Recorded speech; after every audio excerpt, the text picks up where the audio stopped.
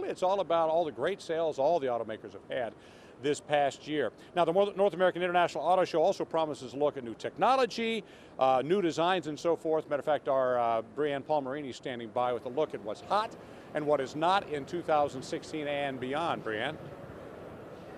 Well, Stephen, I know you were talking about Buick's concept car earlier today. It is pretty cool, and I got the opportunity to talk one-on-one with GM's VP of Global Design, Ed Welburn, and he says two big things to watch for in the coming years are interior and colors when it comes to car design. This is my world, designing cars.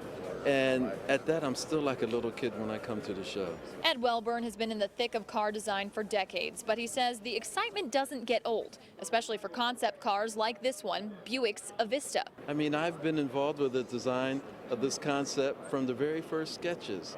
And yet, when I see it here, it's like I'm seeing it for the very first time. He calls this car a sculptural beauty with perfect proportions, but it's the color getting the most attention of any feature. We've heard more about the color than anything else. Jewel tones are in, and what we see on the runway is what we see in the future of car design. We're very much inspired by what happens in the fashion industry. Another place big changes are coming, the interior. That's because the way we shift and drive is also changing. Once you go to electronic, then you start to rethink the interior space. Once you've got an autonomous vehicle, then you really start to rethink the interior space. One thing that's not changing when it comes to design, change itself. I can't think of a thing in a car that will not change.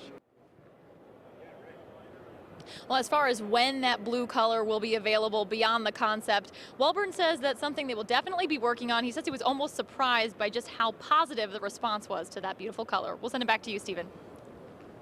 All right, Brianne, thank you so very much for that. I know it's all